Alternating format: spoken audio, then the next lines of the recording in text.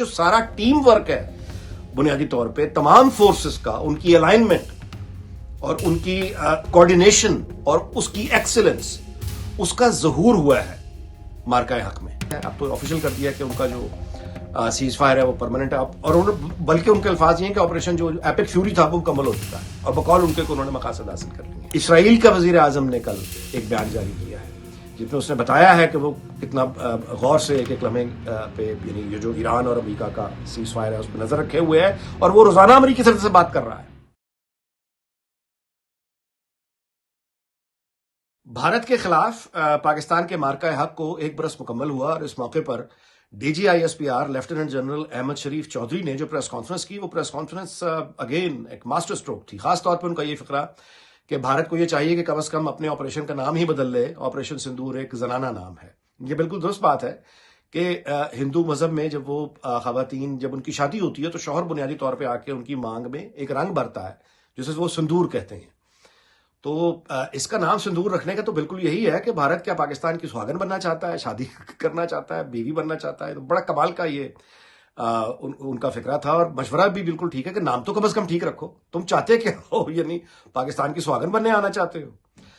تو بہرحال جی بہت بے مثال پاکستان کی کامیابی تھی. دیکھیے جو کیپیبلٹی پاکستان نے جس کا اظہار ہوا ہے دنیا کے سامنے، وہ یہ ہے کہ جو ماڈرن وارفیئر ہے آج کی جنگ، اس میں دیکھا یہ جاتا ہے کہ جو چار جو آپ کے فورسز ہیں، یعنی کہ اسپیس جہاں سیٹلائٹ اس کا مطلب ہے، ایئر فورس، گراؤنڈ فورسز اور نیول فورسز، یہ ہیں وہ چار آپ کیوں کہیے فورسز جن کی الائنمنٹ آج کے دور میں جس کی جتنی بہتر ہوگی وہ سپیریئر ہوگا. جو پاکستان نے پروجیکٹ کیا ہے بیسیکلی مارکہ حق میں، وہ یہی اس کا کمال تھا کہ یعنی سیٹلائٹ سے ڈیٹا، یہ پوری یعنی ایک سیٹلائٹ کی یعنی اسپیس کو مانیٹر کرنے والی ایک ٹیم، ان کی کوارڈینیشن اور الائنمنٹ ایئر فورس کے ساتھ، ان کی کوارڈینیشن اور الائنمنٹ گراؤنڈ فورسز کے ساتھ اور نیول فورسز کے ساتھ، یہ ہے بنیادی طور پہ جس کا اظہار پاکستان نے کیا. اس کے علاوہ ایک پوری ٹیم آئی ٹی کی، یعنی وہ ایک علیحدہ اپنے اندر ایک فوج ہے، وہ جو سیٹلائٹ کو آپریٹ کر رہی ہے، وہ جو ساری ڈیٹا گیدر کر رہی ہے، جو انفارمیشن گیدر کر رہی ہے، پھر وہ جو سائبر اٹیک کو روک رہے ہیں اور وہ جو سائبر اٹیک کر رہے ہیں دشمن کے دفاعی نظام پر، یہ ایک علیحدہ پوری کی پوری فورس ہے. تو ان تمام فورسز کی پھر ڈیسیجن میکنگ اتھارٹی، یعنی وہ کتنی ایفیکٹو ہے، اس کے پاس جب ڈیٹا پہنچتا ہے تو وہ کتنی جلدی ڈیسیجن لے کے آگے ایگزیکیوٹ کر دیتی ہے. تو یہ جو سارا ٹیم ورک ہے بنیادی طور پہ تمام فورسز کا، ان کی الائنمنٹ اور ان کی کوارڈینیشن اور اس کی ایکسلنس، اس کا ظہور ہوا ہے مارکہ حق میں، جو پاکستان نے ظاہر ہے کہ سب کو دکھایا. اور یہی سرپرائز تھا بھارت کے پاس. نہ ان کے پاس یہ الائنمنٹ ہے، نہ ان کے پاس یہ سپریرٹی ہے ٹیکنیکلی، نہ ہی ان کے پاس یہ فورسز ہیں، اور نہ ہی ان کے پاس امیجنیشن ہے. یہ جو D G I S P R نے بائی دا وے جو اس کو صرف مذاق میں نہیں دیکھنا چاہیے، امیجنیشن یعنی اس امیجنیشن کا اندازہ لگایا نا جو ایک جنگ کرتی ہوئی فوج کا نام آپریشن سندور رکھ دیتا ہے. تو امیجنیشن سے بھی فارغ ہیں، وہ ٹیکنیکلی بھی فارغ ہیں. اور ایک اور چیز ہوتی ہے جو پھر ظاہر ہے کہ وہ ہوتی ہے کہ آپ کے پاس مورل یعنی پاور کیا ہے، اخلاقی قوت آپ کے پاس کیا ہے. وہ اخلاقی قوت الحمدللہ پاکستان کے پاس بہت زیادہ ہے. وہ وہاں نہیں ہے. وہاں کی جو فوج ہے وہ آدھے سے زیادہ تو وہ یعنی اس لڑائی پہ یقین نہیں رکھتے جس پر انہیں دھکیلا جا رہا ہے، کیونکہ وہاں پہ ایک انتہا پسند حکومت بیٹھی ہوئی ہے، ایک انتہا پسندوں کی جذباتی حکومت بیٹھی ہوئی ہے جس نے وہاں کی فوج کو جنگی سیاست میں ملوث کر دیا ہوا ہے. اور ان کے وہاں ظاہر ہے کہ ان کے بندے مر گئے، ان کا بہت نقصان ہوا ہے. تو ان کے اندر ایک بددلی ہے، وہ اس طرح جذبے سے لڑنے کے قابل ہی نہیں رہ گئی بھارتی فوج، کیونکہ ان کو پتا ہے کہ ان کو غلط لڑوایا جا رہا ہے. یہ جسٹیفائیڈ نہیں ہے کہ پاکستان نے جب کیا ہی کچھ نہیں ہے. وہ پہلگام کہاں گیا؟ اس کی انویسٹیگیشنز کہاں گئیں؟ وہ سارے الزامات جو پاکستان پہ لگائے تھے وہ کیا ہوئے؟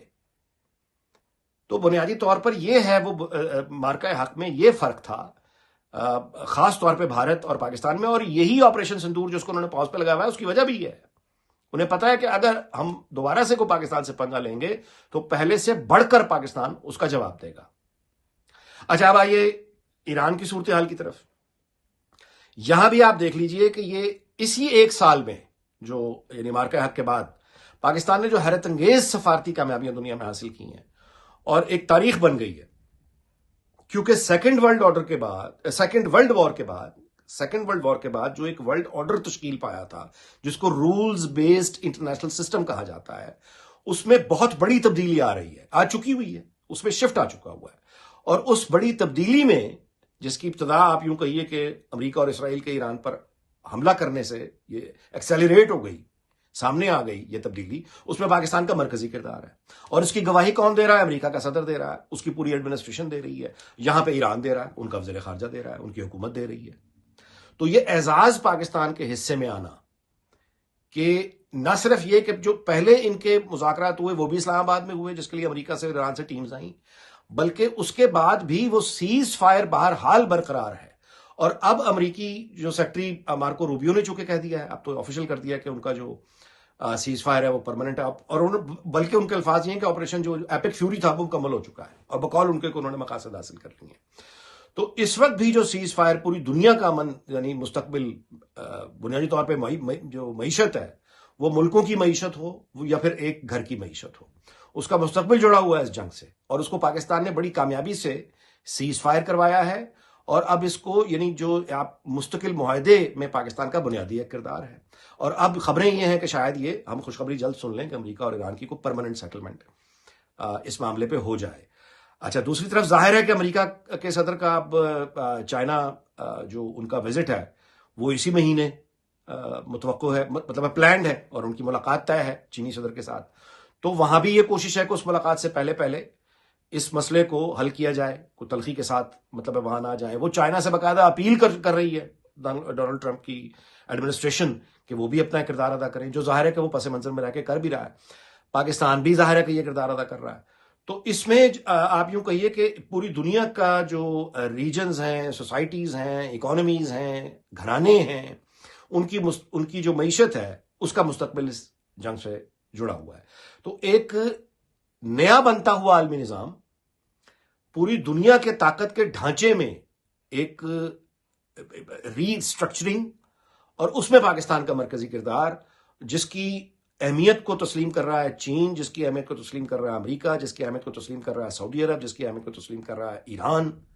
یہ بہت بڑی بات ہے. اب اس پس منظر میں اب آپ آئیے کہ اس میں اگر بھارت دوبارہ کوئی پنگا لینے کی کوشش کرتا ہے، تو ایک سال پہلے کے پاکستان تو یعنی اس وقت بھی ظاہر ہے کہ بہت حیرت انگیز شکست دی بھارت کو، لیکن آج کا پاکستان ایک سال پہلے کے مقابلے میں بہت مضبوط ہے، بہت مضبوط ہے. ایک تو چائنا اور پاکستان کی جو ڈیفنس کوآپریشن ہے، خاص طور پہ ایئر فورس میں، وہ بہت آگے جا چکی ہے، ایک سال میں بہت آگے جا چکی ہے.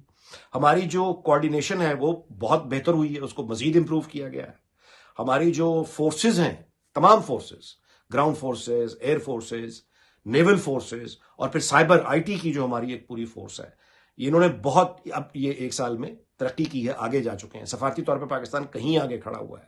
دنیا میں جو ویٹ ہے پاکستان کا وہ بہت زیادہ ہے ایک سال پہلے کے مقابلے میں. اس کی ایک مثال آپ دیکھیے کہ پاکستان کتنا بڑا کام کر رہا ہے کہ اسرائیل کا وزیر اعظم نے کل ایک بیان جاری کیا ہے جس میں اس نے بتایا ہے کہ وہ کتنا غور سے ایک ایک لمحے پہ یعنی یہ جو ایران اور امریکہ کا سیز فائر ہے اس پہ نظر رکھے ہوئے ہے، اور وہ روزانہ امریکی صدر سے بات کر رہا ہے، اور وہ مستقل رابطے میں ہے امریکی ایڈمنسٹریشن کے ساتھ کہ کیا ہو رہا ہے. یہ ہیں وہ طاقتیں جو اس معاہدے کو، سیز فائر کو توڑنا چاہتی ہیں. تو آپ اندازہ لگائیے کہ کتنی بڑی دنیاوی یعنی طاقتیں ہیں، کتنی بڑی عالمی طاقتیں ہیں جن کے آگے پاکستان کامیابی سے کھڑا ہوا جیت رہا ہے. تو جب ان سے جیت رہا ہے سفارتی محاذ پہ، تو اس وقت تو بھارت کی کوئی حیثیت ہی نہیں ہے. تو اینی وے، بہرحال ہم سب کو دعا کرنی چاہیے کہ دنیا جو ہے وہ عقل شعور سے کام لے کر امن کی طرف آئے.